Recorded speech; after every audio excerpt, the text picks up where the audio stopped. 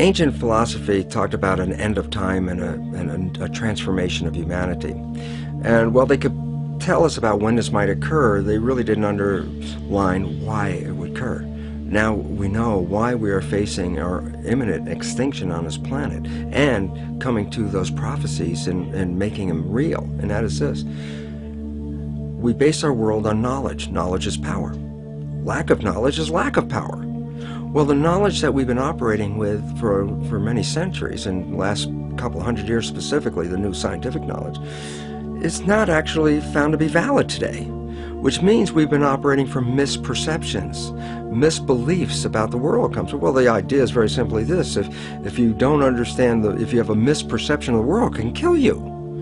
And so the significance, I'll give a simple example, is that if we had an anorexic person standing right here, and you and I looked at this anorexic person, we say, well, this person's near death, skin and bones. And we should ask them, what do they see when they look in the mirror? They say, well, I look in the mirror, I see this overweight, bloated person. And so they have a misperception. And what does the misperception lead to? It causes their brain to send chemistry to their body to reduce more weight. And because of a misperception, they're going to kill themselves. There was nothing wrong with their biology, it was their perceptions that were wrong. Well, we have three misperceptions that are causing our extinction. One is the belief that the material realm is all there is and all that matters, so that matter is all that matters. Number two is the belief that genes control our lives, which make us victims because we didn't pick the genes that can't change them and they have power over us. And the third one is an extension of Darwinian belief that says that the world is based on a struggle for survival. We all know about the rat race. And why is it a rat race? Because our fundamental belief is that if you don't go out there and fight to stay alive, you'll be trampled and killed. And so we see a world based on this Darwinian world, a nightmare of a struggle for survival, which involves war and competition and gouging each other, for each one climbing up on the back of another to stay alive. So what's wrong with these perceptions? Well, number one, the belief that matter is all that matters. That's a Newtonian belief. Quantum physics has come in and said, boy, did you make a mistake on that. It's not the physical matter that's most important, it's the invisible stuff you can't see, because it's the invisible fields, the energy fields, that shape matter in the same way that a magnet can cause the shaping of iron filings. So if you look at the structure of what's going on in here and blame it on the structure, no, you missed it. It's based on the invisible. But the biggest part of contribution to that invisible from us is our mind. Our minds are shaping the world. So whatever we believe is like a magnetic field that shapes our biology and our life to conform to the belief. So it says, wow, if that's true, then all of a sudden we should put more emphasis on the mind than on the body part. And that if we change our beliefs, then we can save our world. Myth number two was that genes control us, the belief of a victim. Again, cancer's in my family, what can I do about it? Might as well enjoy my life now. And all of a sudden we become irresponsible. Why? Because I said, well, if I can't control it, why do I care? And then irresponsible nature leads us to the extinction as well. The new science says, no, genes don't control your life, your mind controls your life. That your mind, acting through a new thing called epigenetic control, a new mechanism by which the environment or the perception of the environment controls our genetics, is what controls our heredity. And all of a sudden it says, well, then it means if you change your mind or your perception, then you change your biology. And the answer is absolutely. So you're a master of your life rather than a victim. And the third one that says, get all the matter you can, take it from the earth, rape the planet, gather it all in your yard because that's a measure of your success. Turns out, no, it's not. And the competition you use to gather all this matter is actually now found to be destructive, because evolution is based on a cooperation. When we look into the biosphere, it's all a balanced, harmonious community except for us, because our belief says it's a struggle. The plants and the animals behind me, they look at it as this is a garden for them. We're the only ones that are out of the garden by a misperception. Since perception controls life and misperceptions can kill you, then you recognize the fundamental misperceptions on which we base our civilization are the destructive elements leading to our extinction. And when the new beliefs come into the public, civilization will take a radical turn and move off into a new situation of thriving and harmony and holism. That's the dimension that we're going to. This is the end of the civilization of the old beliefs and the transition into the new one.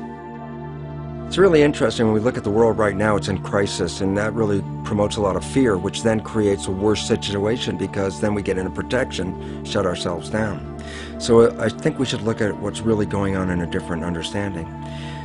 Cells are like people, and you have 50 trillion cells in you, so you have 50 trillion citizens, people inside of you.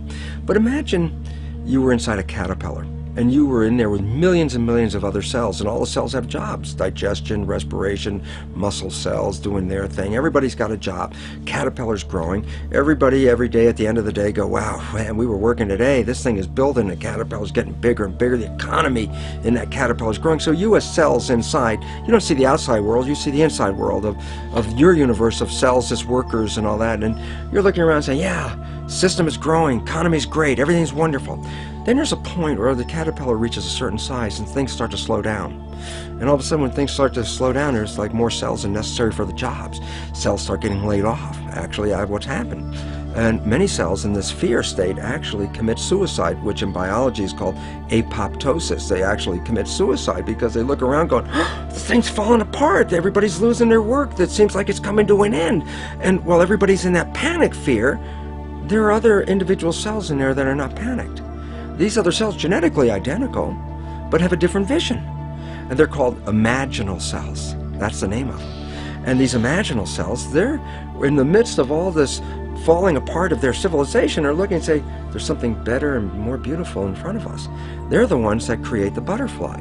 So from the same population that's going down with the caterpillar, many of these imaginal cells, which are the equivalent of cultural creatives, have a new vision for the civilization, saying, wait, restructure this thing. We can restructure this. We can make something far better. What's happening in the world today is the end of the caterpillar. And the imaginal cells are making themselves known with new ideas, new visions, and new ways out, because there is a far better way out. It's not the end at all. And most importantly, it's the young people have to recognize they're the population of imaginal cells, because it's up to them to take what was brought into the civilization and restructure it so that they can build that butterfly civilization that is far more magnificent. So rather than looking at fear, right now, look at this as the moment of opportunity, because there's something so much better on the horizon, but we can only get there by eliminating the structure as it is now, because the structure as it is now is providing for our extinction. Why is the myth perception of genes such a problem? And the answer is, if you buy that genes control you, then you buy yourself as a victim. And as soon as you buy yourself as a victim, you let go of your power in creating life. The new science of epigenetics totally reveals that this is not true, and in fact takes the mind and uses that as the shaper of the physical world. And the third myth perception that is affecting us right now is a Darwinian belief that evolution is based on a struggle for survival, with the fittest being the winners. So that, what does all this lead to? It leads to a belief of materialization, that matter is all there is, that people fight over the matter, because whoever has the most matter wins, according to the Darwinian theory of having the most and being the winner and being the fittest. And it makes a whole world based on competition. And the new science completely undermines that whole thing, because the new science says evolution is based on cooperation. And if you don't cooperate, then the whole thing is lost.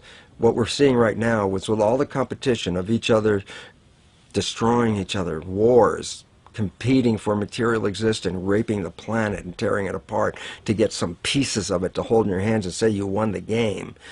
Every one of those moves is destructive, not just of the planet, but of human civilization, because human civilization will thrive with cooperation and will die with competition.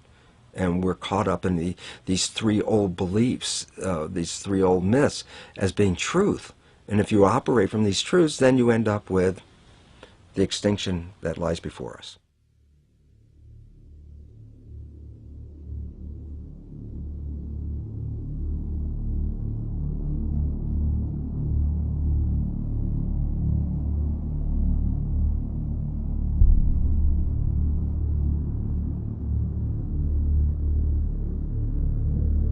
Nice to see you, Michael. Good to be here, Gary. This, I believe, calls into question Darwinian's theory of evolution. Is that correct? Yes, Gary. Essentially, that theory says that human beings like us have been around for about 100,000 years. And before that, you would have had only ape-man-like creatures. Before that, apes and monkeys. What we found, however, when we looked into the entire history of archaeology, my co-author and I did 8 years of research. We looked at every archaeological discovery that's ever been made, and what we found is that there are hundreds of such discoveries that indicate human beings like ourselves have been around for literally millions of years. You know, we had to do 8 years of research, translate papers from German, Russian. You referred to in India the Vedic literature? Well, yes. What is that? I was saying in the beginning that we do take our inspiration from these ancient Sanskrit writings of India. They're collectively called the Vedas. Among them are the Puranas. Purana is a Sanskrit word. It means history. Now, these histories tell of human civilizations on this planet going back millions of years. How do we know those are accurate? Well, that was our question too. Richard Thompson and I, we thought, well, if there's any accuracy to those statements, there must be some factual evidence to back them up. Now, when we looked in the current textbooks, of course, we didn't find any such evidence, but we thought, well, let's look a little bit further. And as I said, that led to an 8-year research program where we investigated every archaeological discovery ever made. And what we found is that, practically speaking, archaeologists and anthropologists have buried almost as much evidence as they've dug up. In other words... Or perhaps overlooked, cast aside? Well, yes, cast aside. And there have been some outright cases of suppression where people who have reported such things have had their careers ruined. We should never, I don't think, be afraid to investigate opposing points of view. This human person who looked like us, existed millions of years ago, did not evolve from an ape, as we are led to believe in the Darwin theory. Why has this evidence been suppressed, and what kind of evidence have you found to support this? Well, I'll give you a very good example. Now, one example from historical times is during the California gold rush days, miners were digging tunnels thousands of feet into the sides of mountains. Now, the rock in these mountains is over 10 million years old. So when they were digging these tunnels, they were finding human skeletons, they were finding stone spear points, they were finding mortars and pestles, hundreds of them at dozens of locations. Now, all these were gathered together, reported to the scientific world by J.D. Whitney, who was the state geologist of California. And he published a massive book about them by Harvard University. Harvard University was the publisher. Now, what happened to these artifacts? Why aren't they on display in museums? Why aren't our children taught about them in schools? There was a very powerful anthropologist at the Smithsonian Institution named William H. Holmes. And he said to Whitney, "You, Dr. Whitney, if you had understood the theory of human evolution as we understand it today, you would have hesitated to announce your conclusion, namely that human beings existed millions of years ago, despite the imposing array of facts with which you were confronted." In other words, simply because the facts didn't fit the theory, the facts had to go, and so did Professor Whitney. But back then I would imagine that they did not have the scientific procedures to identify the exact age of bones and matter that we have today. So can you be confident that this researcher was able to give a time for these bones that were found? Yes, we checked with the modern geologists about the age of the deposits. Now, these things continue to be discovered today, for example. And a vast amount of evidence showing that human beings like ourselves have been around for millions of years has been systematically suppressed. And I can give you some examples. For example, in 1979, Mary Leakey, who's one of the most famous archaeologists of this century, discovered in Africa completely modern human footprints, no different from the footprints that you or I would make on a beach today. Now, the thing about these footprints is they were found in rock that was dated 3.6 million years old. And that throws out completely any idea of human origins that's current today. Why would anyone want information like that suppressed? What possible advantage would there be in that? Well, power, prestige, money, there's a lot riding on it.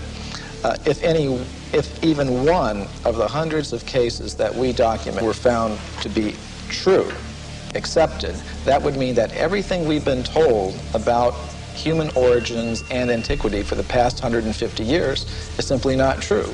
And I don't think that the current establishment is ready to admit that.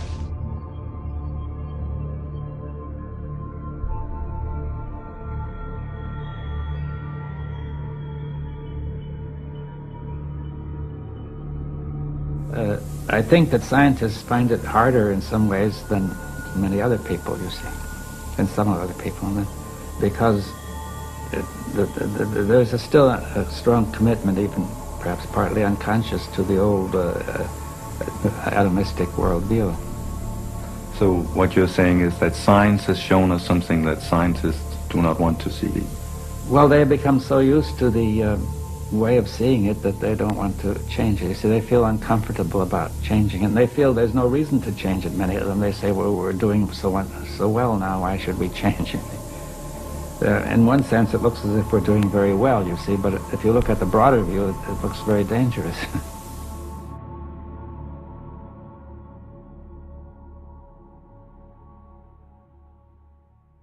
In the 1840s, there was a scientific magazine called The Geologist, and it reported that in Macoupin County, Illinois, which is right here in North America, in the United States, a human skeleton, just like ours, had been uncovered in a coal mine, in solid coal 90 feet deep underneath the ground.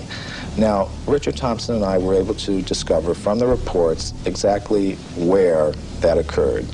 And we talked to the Geological Survey of the state of Illinois, and we asked them, well, how old is the coal there? And it turned out it was 300 million years old, which means it's older than the Jurassic, that word that everybody knows now, that refers to the dinosaurs. In other words, it was older than the age of the dinosaurs. Wow. Okay, so that throws a whole new spin on it.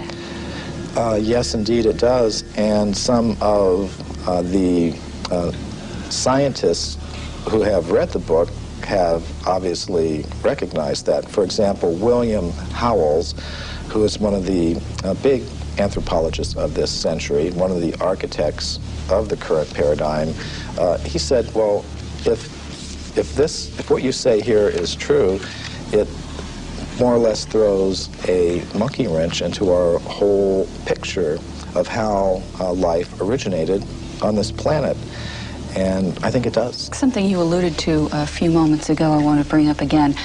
You talked about man coexisting with apes and coexisting with another kind of ape-man creature, and you again mentioned North America, and I think, of course, there's always been a lot of interest in Bigfoot, which is essentially where this is coming from. Some of the information that you brought forward is that this is just a descendant of this same wild man creature that was existing years ago. That's a distinct possibility. Now, when I first heard about this subject, I was extremely skeptical. But what turned me around is when I began to read reports about these creatures by very well-respected anthropologists. For example, Grover S. Krantz, who's at the University of Washington, up in the Northwest. He has extensively studied the footprints of these creatures, and he says they're biologically convincing. There is no possible way that they could have been hoaxed, and he's pretty well convinced that these creatures do exist. So that's the sort of thing that convinced me that there is a very good chance that they're there, and from the descriptions of these creatures, they seem to match very well some of the descriptions that we get of the ape-man-like creatures that supposedly existed millions of years ago. Okay, so, but yet we keep coming around to the same thing. People just don't want to believe it. They just, like you said, well, they're skeptical. They go, oh no, that's just a hoax. They're not hearing the information that noted scientists are finding. Well, all we really wanted to do in our book is put the facts on the table, all of them, not just the facts that you will see in the current textbooks, but all of the facts that are relevant to this whole subject, and let people draw their own conclusions. One of the questions I first came up with when I was reading the book that you did answer in the book that I'd like you to explain was that I said, well, gee, don't we have all these machines now that can look at the footprints or the bones or whatever, and that will just tell us how old it is? Oh, this is a very common perception. We have such faith in technology and those who employ it that when we hear about things like carbon-14 testing or potassium-argon testing, we think it really is a very simple process, almost like you pop something in the microwave and boom, it comes out. It's not like that at all. These are very complicated procedures. What I found in practice is that scientists may run several tests on the same piece of bone. Some of the ages will be very great, some very small, and they will tend to pick the date to publish in their scientific literature that most fits the idea that they start out with about how old the fossil should be. Now that often happens. What do scientists and researchers have to gain by distorting their findings? I mean, you would think that if they truly think that they found evidence of man pre-existing the dates that we take for granted right now, that they would want to be published, that they would want people to hear about this, that they would get their name up in lights, as it were, as making this remarkable discovery. Why is this so suppressed? Well, there are tremendous pressures for conformity within the scientific community. For example, for every academic post that opens up, every professorship that opens up in an American university, there are generally hundreds of applicants.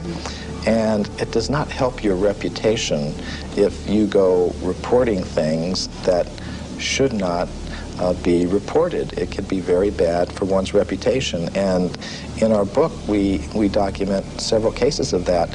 For example, Virginia Steen McIntyre. She's a geologist who I personally know. She lives in Colorado now. She went to Mexico in the 1970s, and she was a geologist with the U.S. Geological Survey. She dated a site there where some human artifacts have been found at 300,000 years. All her test results show that that was the age of that site.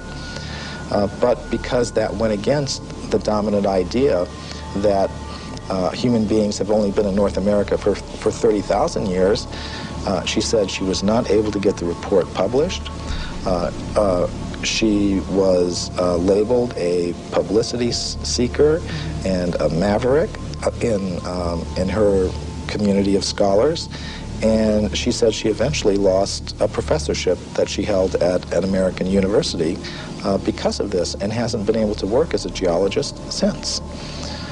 Now, this is not the normal picture that we have of how science works, but unfortunately, these are the sorts of things that can happen, and these are the sorts of pressures that can be applied in order to keep a certain view intact. So what do people need to do now? They apparently, we need the public to open their minds up a little bit more to alternative ideas to what we've been taught. Well, I think one thing we need to do is develop a little bit more of a healthy skepticism towards pronouncements from spokespersons from the scientific community.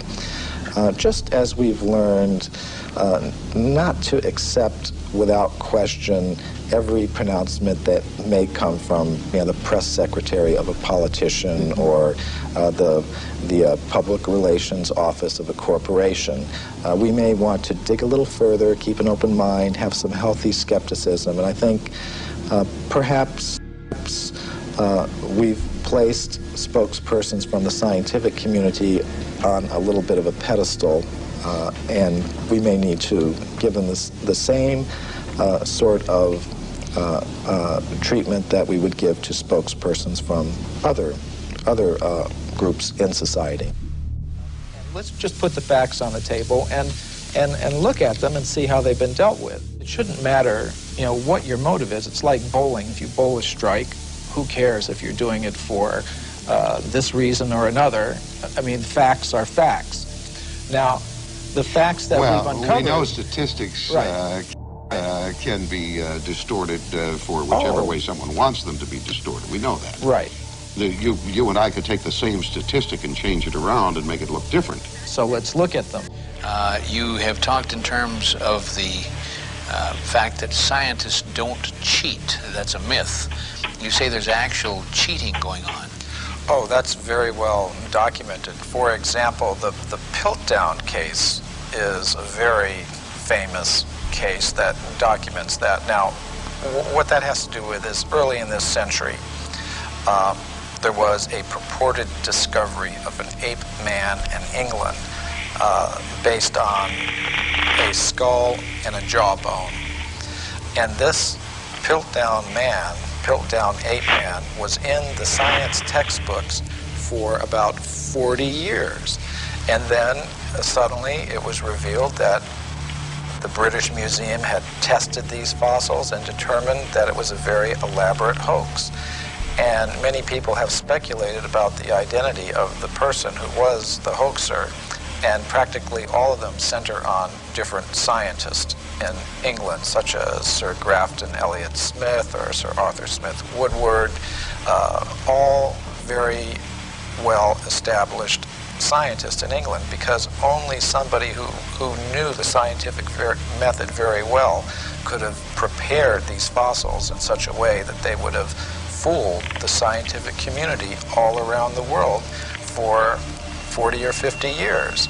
So some scientist who wanted to perhaps give some evidence in favor of evolution, because there's not very much of it, invented this ape man, and in a very sophisticated way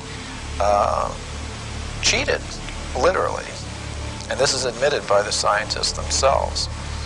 And there are more examples I could give. Evidence that goes against human evolution is reported only by crackpots.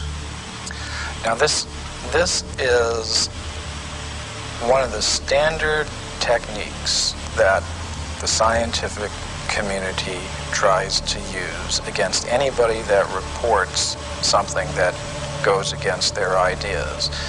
They try to label them in a derogatory way without actually discussing the facts. And I think we've all had experience of that.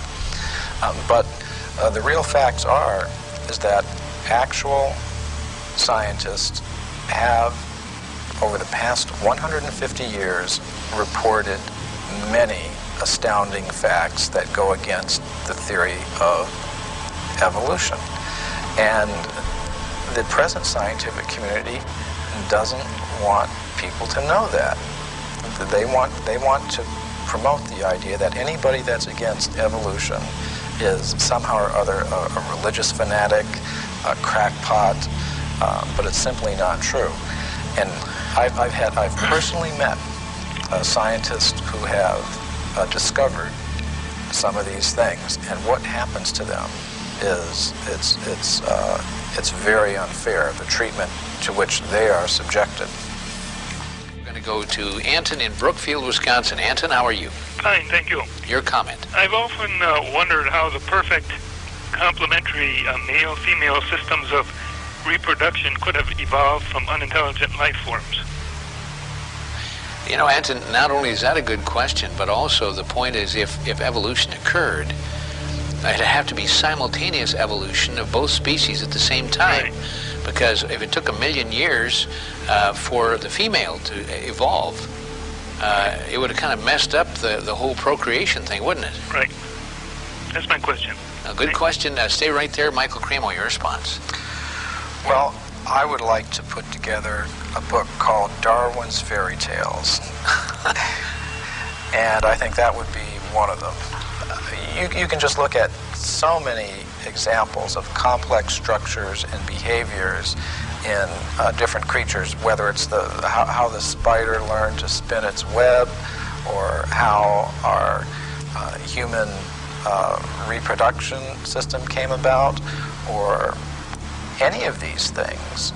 They're a complete mystery. They're not explained even theoretically by the evolutionist, and what they do is, when they want to explain anything, they just wave their magic wand and said, it happened by evolution.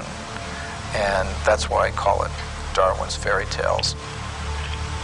If you were to predict what archaeologists might find, you would say, well, they would tend to find a very bewildering mixture of anatomically modern human fossils, ape-man-like fossils, crude stone tools, articles indicative of a higher level of culture, all sort of mixed up and going back, hundreds of millions of years. Mm-hmm. I think you might also predict that given the biases of investigators towards a linear progressive idea of time, with things beginning in a very simple state and progressing in a linear fashion to a more advanced state, that they might edit mm-hmm. that record to conform to their linear progressive biases. Mm-hmm. And indeed, both predictions we found in our investigations do come true. You actually do have that very bewildering, mixture of advanced artifacts and bones mixed up with more primitive ones, mm-hmm. going back hundreds of millions of years. Mm-hmm. And you also do find a very systematic editing of this record to conform to a linear, progressive, you might call it evolutionary, view of things, mm-hmm. which is quite amazing. Mm-hmm. Of course, if we have this sort of cyclical picture, circular picture of things, much of conventional science will need to be readjusted.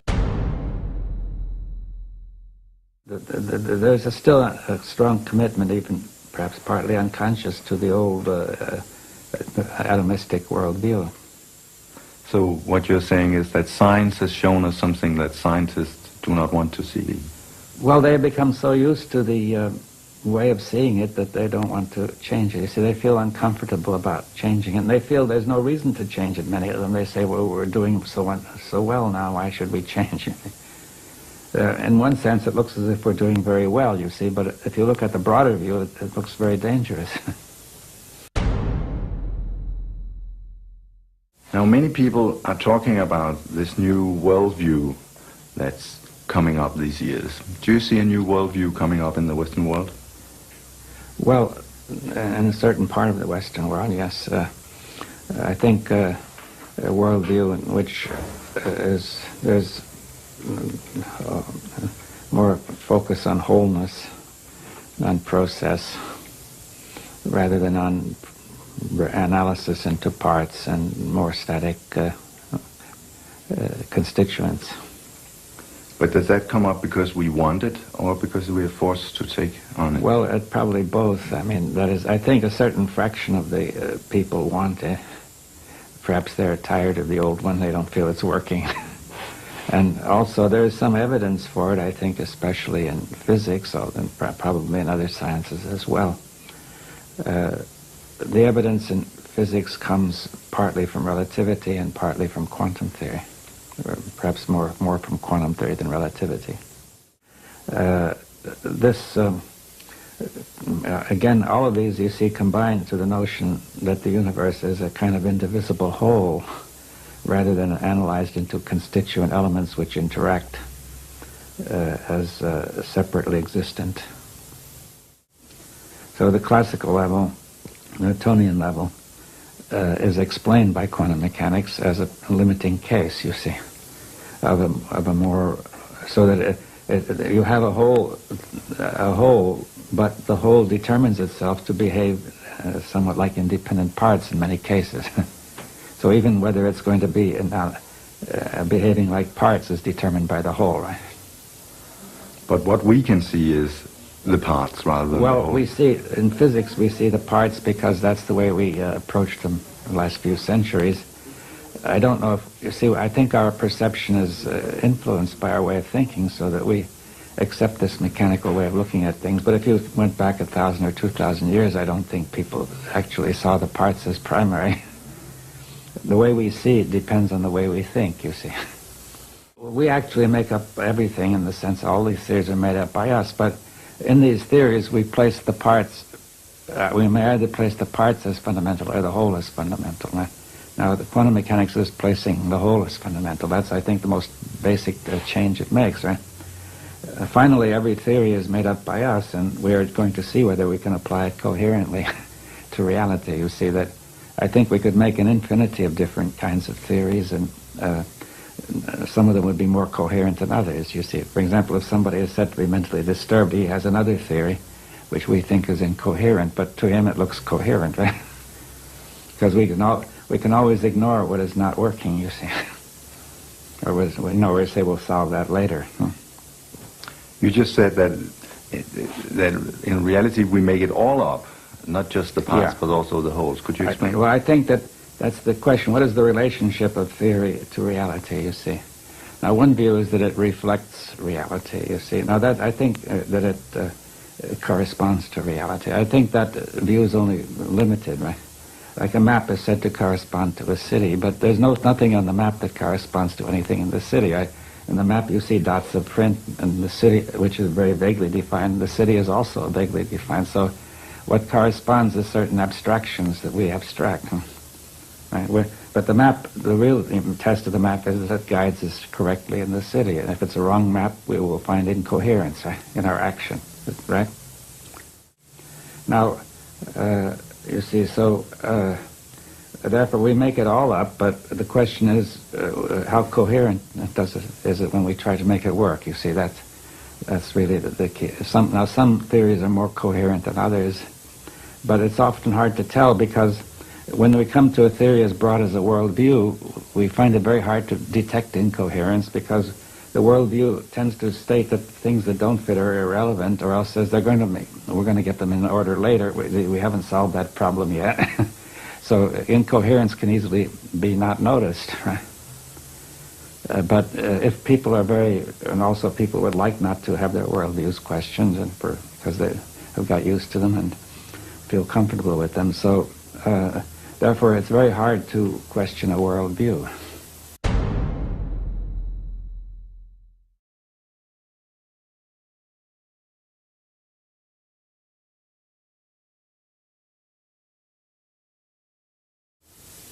But in effect, that's what you are doing. Yeah. And in effect, you are questioning the whole Western worldview. Yes. Well, yes. I think even all the worldviews need to be questioned. The Eastern and the Western. See, the West has, in a sense, implicitly questioned the Eastern worldview. Every worldview, I think, is limited, but I think the Western worldview, its limits have not been seen. And we need to go to a broader view, not necessarily back to the Eastern, though it may include some of the Eastern. But I think we need a kind of dialogue of these worldviews to go to something beyond, right? Where do you see the limits of the Western worldview? Well, just in the way of saying that it focuses too much on analysis, and it tends to lead to fragmentation, you see. Now, what I mean by fragmentation is not just division, distinction, but because the parts in the whole are correlative concepts. You see, a part is a part only because it's part of a whole, like a machine or a watch, right? Now, a fragment is something it means break it up, you see. That's the root of the word, to smash, right? So if you smashed a watch, you would get fragments. Now, the Western view, it aims at getting the true parts of the universe, but in some ways, perhaps it gets fragments, not to some extent in physics, but much more so in fields like biology, psychology, sociology, and so on, right? But now, if you break it up falsely into fragments, then you have confused. You see, you're going to treat these as separate when they're not, and also you're going to unite what's in the fragment when it's not united, right? So it leads to confusion. So in the West, you tend to confuse the part for the whole and vice versa? Yeah, you get confused about the part and the whole because you take a fragment as an independent whole. But if you take the true whole that includes everything, it would also include you and include your perception of the whole. Yes. So could you ever tell me your way of perceiving the whole to anyone else?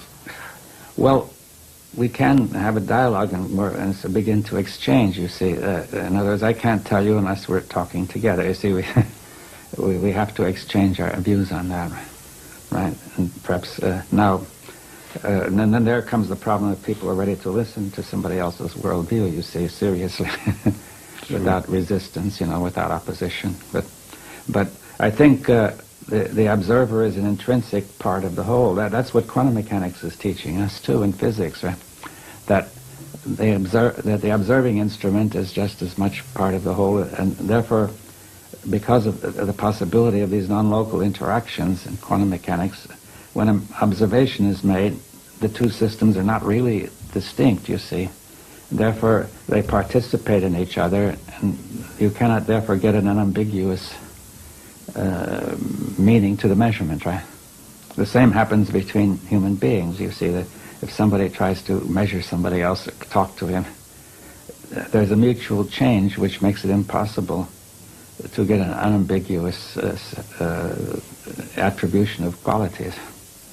It's not possible to say what David Bohm would have said in another interview. No. Tomorrow at the same time. No, because we're participating together, so what I am is affected by what you're doing and what you are, and vice versa, right? That's exactly the sort of thing that happens in quantum mechanical observations. Okay, if I say then that when I think about the whole and the part, I end up understanding that if you understand the whole, you're not able to tell it to anyone else because then you step out of the whole and become a part. Well, I think there's a kind of communication. See, this is the point about having a different worldview. There is a kind of communication that does not begin by denying wholeness, you see. You see, if we say, here am I and here are you, and then we have already divided it, right? But perhaps we could communicate in the spirit of the whole without assuming that division, right? See, we're not trying to tell, that means I'm not trying to tell you what I think, you not trying to tell me, but rather together we are trying to discover how we're going to think together. Do you see the difference?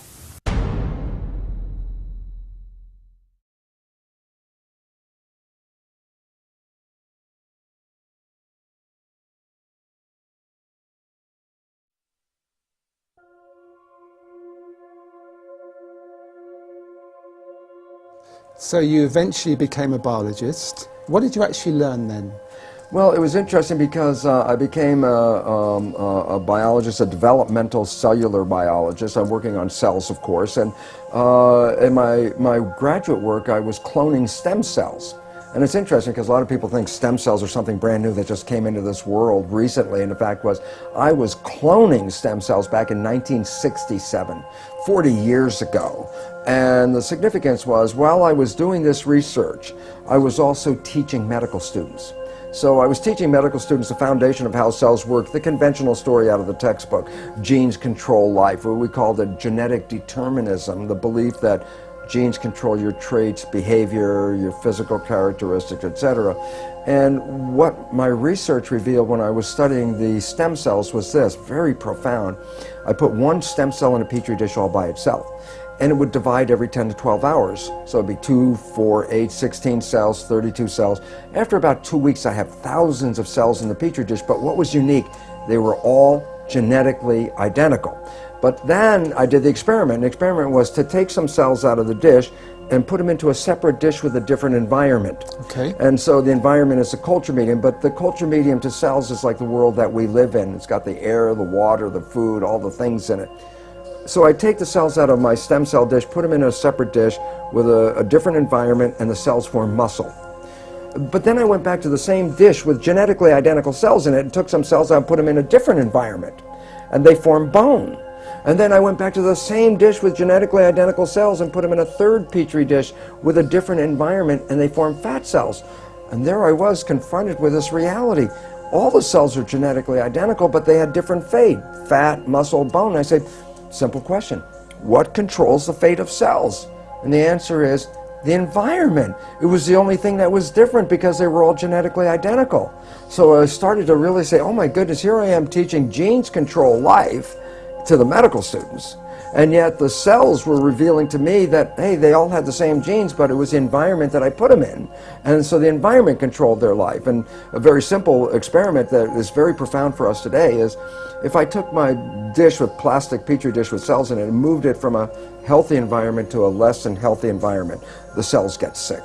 And if I were a doctor of cells, you might say, well, what kind of drugs would you give these cells? And it turns out, no, you don't give the cells any drugs. You just take the dish from the bad environment, put it back into a good environment, and the cells will innately, naturally come back to health again. So how did this realization impact you at the time? Because you were teaching something completely different. Yes. You did this experiment and you realized what you were teaching wasn't the full truth. Oh, absolutely. And then I had a problem with my colleagues because, first of all, they doubted my work, and then I brought them into the experiments and I had them observe them, watch them, and they all said, wow, yeah, the environment controls the cells. But they wanted to marginalize it, so they would say, oh, that's an exception or an anomaly because we're teaching genetic control. It didn't fit the story.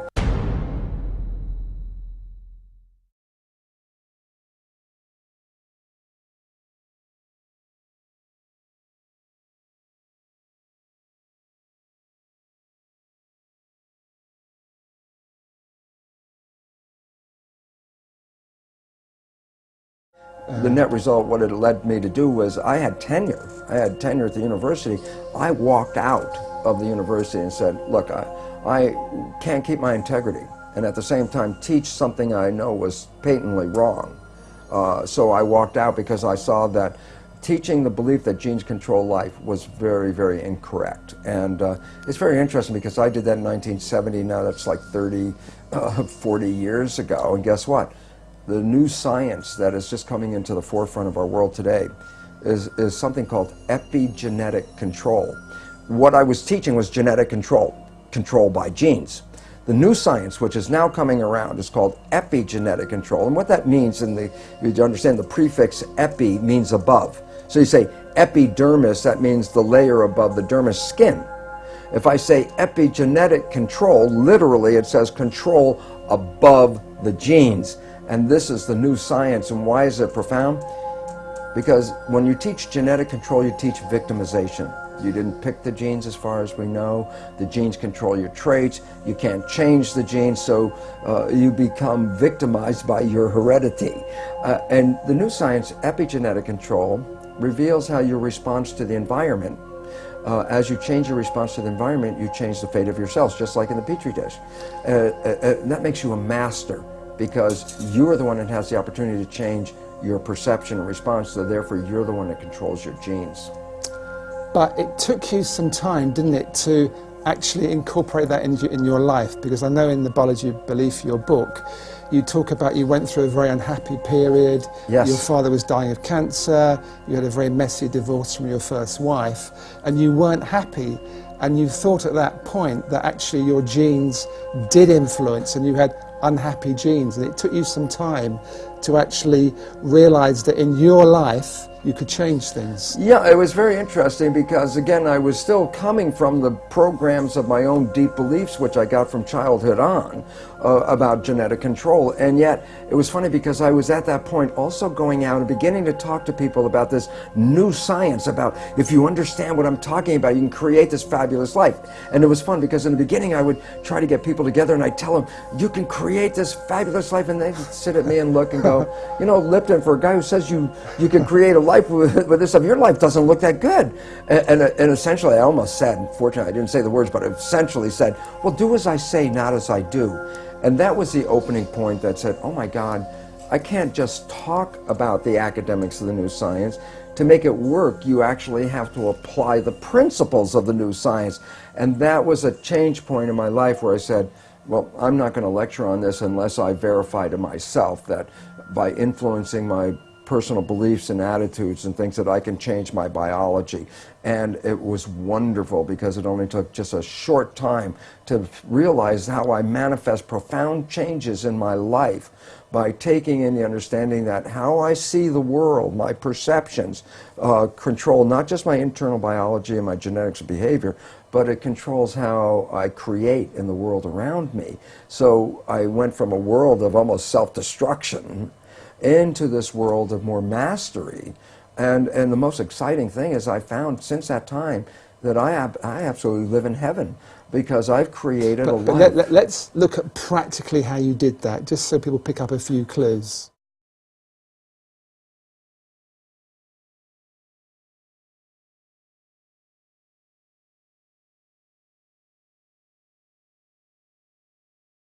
Okay, well, the first thing is this. The work showed that your mind's perception of the world changes your biology, the chemistry of your body, which changes your cells. And I said, okay, so if you control how your mind operates, then you can control your chemistry. But then here's where the problem comes from. There's two parts to the mind. The conscious mind, which has your personal identity, your spirit, your source attached with it, is a creative mind. The conscious mind can see into the future, can review the past, solve problems. The subconscious mind, the other mind, is more of a habit mind. That's when you learn how to do something, and once you learn how to do it, you don't have to think about it, it's automatic. Well, most of us walk around in the world thinking that we're running our lives with our creative mind. And I'd say, Emmett, what do you want out of your life? And you would say, oh, I want to be healthy, I want to have great relationships, and then you try to say, I'm running my life with these beliefs. But science has now revealed that we only run our lives with our conscious mind at most about 5% of the time. So we're running on these subconscious programs. 95% of the time. Okay. And then the issue is, so where'd you get the fundamental programs that you operate from? And here's the thing I learned is that it's in the first 6 years of our lives that the brain is in a functional state, an EEG state, the electrical activity, that is not even in consciousness. A child doesn't even reach conscious brain function until about 6. So the first 6 years of your life, your brain function is lower frequency, it's called theta, which is like a hypnagogic trance, a hypnosis. So the first 6 years of your life, you're like a television camera, recording everything around you, everything you observe, just going in from your observations into your programming. So we acquire beliefs and attitudes and behaviors, not from ourselves, but from our parents and our family and our community. These become the fundamental beliefs. A very interesting point. The Jesuits were very proud. They would say, give me a child until it's 6 or 7 and it will belong to the church for the rest of its life. What they were saying was what they knew, which science is now finding out. The first 6 years are programming. Yes. And whatever program you get, that will be the rest of your life. So that's why they said, just give me the first 6 years. And it turns out they were precise. The first 6 years is download a program, and that's when you get your behaviors from those around you. So you were able, by realizing this, to then look at how you were living your life on a practical level and say, I am not going to be governed by these pre-programs. I am going to live my life in a more conscious way. Am I oversimplifying this? Yeah, that's a fundamental statement of how it works, but it's not as easy as, oh, okay, I've just changed my thinking about it. It's like, well, because as the thinking is not that much in our control. The brain is operating, as I said, 95% from the subconscious. But how did you actually then get results in a relatively short space of time? Well, the first thing, how does the subconscious learn? That's a very critical thing. The conscious mind can learn from reading a book. So the subconscious mind can read a self-help book and you go, wow, that sounds really great. And then you find you read the book, but your life is still the same. And it turns out, why? And the answer is because the subconscious mind is more of a habit mind, things that you repeat over and over again. Yes. So the reality is, if you can stay conscious, be present, and when those negative thoughts come in our head, and psychologists tell us 70% of the time, the thoughts that are going through our head are negative and redundant, so the same negative thoughts are going through. If you could stop those thoughts, if you could hear them as they come through, like, oh, that's not going to work, or this will never happen, those kinds of thoughts. If you can hear them and stop them consciously, say, no, change the belief right there, just give the more positive thing. As you repeat this more frequently and you keep repeating it, the subconscious mind begins to learn. So as a habit, if you stay conscious, and you have to work at it, and here's why people say, well, how come only 5% from conscious mind, 95% from subconscious? Because the conscious mind can think into the future and think into the past and solve problems. Then think about it yourself. Most of the time, you're thinking about something.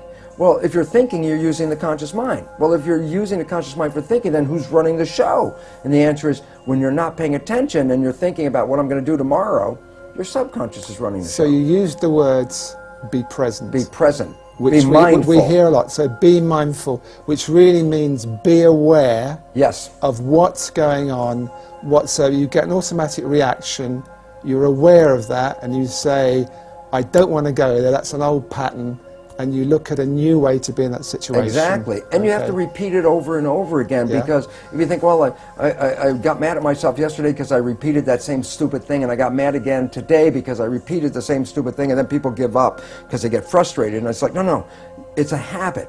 So you have to every day, but ultimately you can repeat it. Yet there are, fortunately now, very many new healing modalities that can help you rewrite the subconscious beliefs much faster. So I get very excited because some of this may take work for people, because you have to really be present, and yet we're so bombarded with information and our lives are so busy that our conscious mind is almost always wandering, trying to resolve issues and problems and things we have to work out, which then means the subconscious mind is running the show. And it's very interesting, because most people will be very familiar with this story. I tell it to my audiences and they all laugh because they're familiar with it. I say, look, you have a very close friend. You know your friend's behavior. And you happen to know your friend's parent. And at some point you see that your friend shares the same behavior as their parent. So you casually volunteer, you go, you know, Bill, you're just like your dad. And that's when you have to back away from Bill, because Bill's the first guy that says, how can you compare me to my dad? And everyone laughs because they're familiar, but I say, no, there's two very profound points from that one story, and profound point number one. Everybody else can see that Bill behaves like his dad. He got his programming from his dad. It's only Bill who doesn't see it. And profound point number two, we're all Bill, because all of us got programming, and all of us operate with these programs, and we don't even see we're doing it. That we, even when told we're doing it, will deny that we do these behaviors because we don't even see when we're doing it. That's why it's called subconscious, below conscious. Because you went from, and I'm quoting from your book, wanting to be anyone but me, to being, I think you quote yourself as the happiest man in the world. You felt so happy. Oh my So you gosh. proved that this can work. Well, I had to, because I said when I first started talking about it, it was from an academic, conscious point of view. This is what I learned. But my subconscious programs are still exactly the same. So while I had this wonderful knowledge, my life still wasn't anything I wanted to brag about it, because it wasn't. And as you know, that old game, well, who would you like to be? And I could think of anybody I'd rather be than me. And yet, when I started to apply the new science and rewrite the subconscious so it supported me rather than the programs of limitation or disempowerment that we get from our parents and our community as children, which almost all of us get, when I put in the new programs, all of a sudden I started to find, my goodness, my life completely turned around. All wonderful things started happening in my life. I was healthier. I haven't been to a doctor in 20 years. I don't need that. I don't take any of their drugs. Why? Because most of the illness is just from the stress of not living in harmony. And when you learn to get rid of the limiting programs that we got as children and put in programs that support you, guess what? Then all of a sudden the place turns into heaven. And it's interesting, people, I tell people, well, you create your own life, and then they look around and go, I don't want responsibility for this, but I say, well, you didn't know you were creating with these unconscious beliefs.